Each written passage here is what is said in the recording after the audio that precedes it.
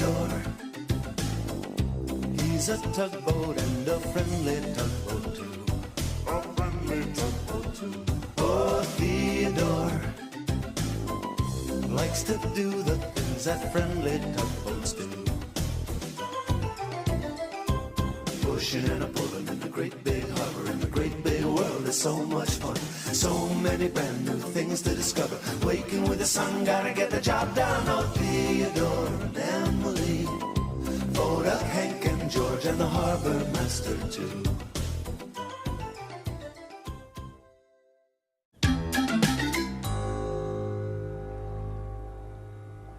Early one morning, the tugs were sound asleep at the Great Ocean Tug and Salvage Company dock when the town clock began to toll. Time to wake up, tugboats, it was chiming. We slept too long, shouted Theodore. We're late for the morning work meeting, exclaimed Emily. Late, grumbled Theodore. How could this happen? Quickly, the tugs gathered round the dispatcher's dock. Hank was so sleepy and startled, he bumped right into George. Oops! Hey, what's going on? Said George. We're late for work, said Theodore. I'm never late for work, groaned George. Oh, this is terrible. Big Harbour Fools, shouted the dispatcher. So this is pretty much the equivalent of an April Fool's Day thing.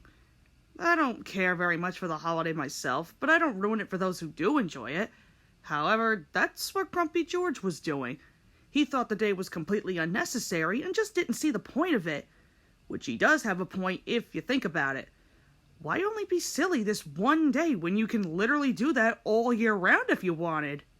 Ah well. So the tugs began their work by moving Shelburne across the harbor. As expected, the two young tugs began playing jokes on the big barge, much to George's disapproval. Shelburne had a big load of tanks, all filled with bubble bath.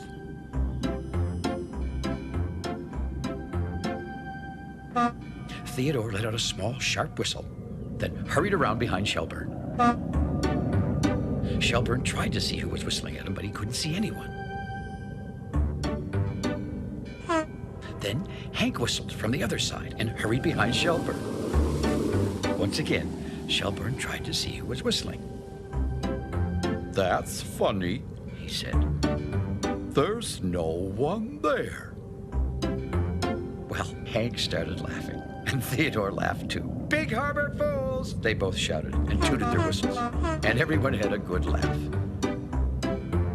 Let's get to work, frowned George. We're wasting time. Sorry, George, said Theodore. It was just a joke. For Big Harbour Fools Day, added Hank. Oh yeah, George is gonna be fun to listen to this entire episode. I'm not much of an April Fool's guy myself, but you really don't need to ruin it for those who like being silly. Well, despite George's grumpy mood, the jokes continued. In fact, the next one was about to be played on Theodore. Theodore didn't see the big sign Emily had put on his back. It said, "Honk at me, loud." Theodore hurried off to inspect the next dock. Philip and Fillmore, the fairy twins, honked loudly at him. Rebecca, the research vessel, blew her horn. What's going on? Wondered Theodore. Why is everybody honking at me? And even Northumberland honked. Emily could hardly wait to see what would happen next. Theodore floated along inspecting docks, and everywhere he went, everyone honked and tooted and dinged at him. I wonder, Theodore said to himself, are my bumpers on backwards? Ah, so that's kind of like a hit me sign. Glad it didn't go that way. Can you imagine if that was a bump me sign? Yikes! Honk definitely sounds safer and a little funnier. Meanwhile, Theodore, George, and Hank were about to dock Shelburne when Hank noticed the sign on Theodore's back. Prepare to turn, called George. Preparing to turn, called Theodore. Preparing to... called Hank, tooting his whistle at Theodore and laughing. Toot, said George. Who said toot? I said turn. Hank? Hank? But Theodore has a funny sign on him, grinned Hank. Big Harbour Fools! Emily shouted at Theodore. Theodore began to spin around trying to see the sign on his back, which made everyone honk and toot and ding even louder.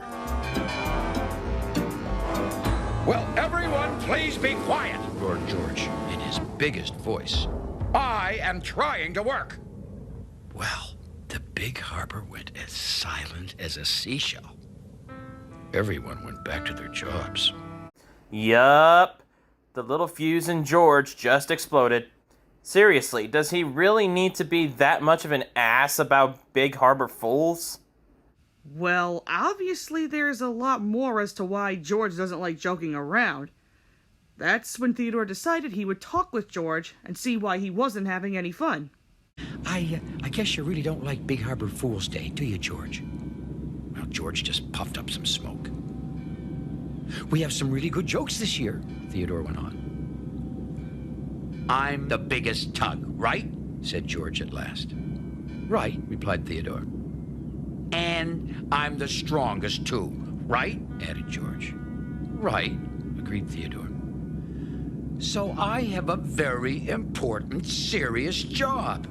I don't want to be a Big Harbour fool. It's silly. Well, it's fun to be silly, said Theodore.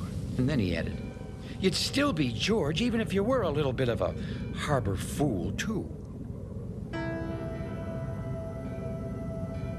Well, George seemed to think about what Theodore was saying, but then he frowned and said, of course I would. No, it's just silly. I do understand maintaining a professional profile, but why does it need to be that big of a deal if you're silly this once? Not like anyone is going to hang that over your head for the rest of your life. As Theodore said, it doesn't exactly change who you are. But despite his efforts, George still didn't see the point and decided to sleep the rest of the day. Good, maybe he'll get that bug out of his ass with a good sleep. Well, even though the other tugs knew George wasn't having fun, they decided they would play one last joke on the big tug. They grabbed Shelburne with his tanks of bubble bath and began to pour it down George's stack. Oh boy, this ought to be good. Everyone had such a good time today that I decided that tomorrow we'll have another Big Harbour Fools Day. Another Big Harbour Fools Day, sputtered George. Oh, no.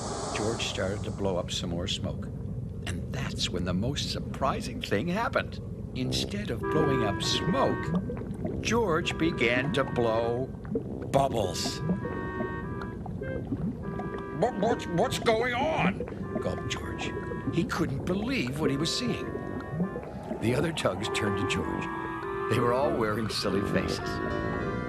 Big Harbour Fools! They shouted. And then George noticed the empty tank of bubble bath beside the dispatcher. I'm blowing soap bubbles, said George. Does this mean tomorrow isn't Big Harbour Fools Day again? George was so happy about it not being Big Harbour Fools Day again that he just had to grin. You sure look funny with all those bubbles coming out of your smokestack, said Theodore. I guess I'm the biggest Big Harbour fool of them all, said George. And you know, he had to admit that being a little bit silly felt a little bit good, especially being silly with all your friends.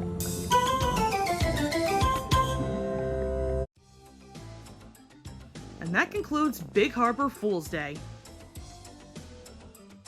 Okay, David, give us your thoughts. I can only describe this episode as one of my personal favorites. George is a lot like my favorite character from a certain train series, and this episode just proves it. He's grumpy, he's arrogant, but I love him for it. I don't know what it is. The sets were amazing too, and it was overall just a very funny episode to me. Honestly, this is by far my favorite George story, aside from one that we'll be looking at later. The best I can really give this episode is that I think it's okay for what it is. As I mentioned, I'm not too fond of the whole April Fool's Day thing, but those who do enjoy it, I at least don't ruin it for them. I do get where George is coming from with wanting to maintain a professional profile, However, it's not a bad thing to show your silly side once in a while. I'll admit in saying this, I actually did find some of the jokes kinda funny. I think the best joke were the bubbles coming from George's stack, and then the tugs turning around with those crazy-looking glasses. Music was pretty standard as always. Nothing really stood out, and visuals consisted of different places around the harbor. I honestly wouldn't consider this as a personal favorite of mine, but I do know where to look if I need a few laughs.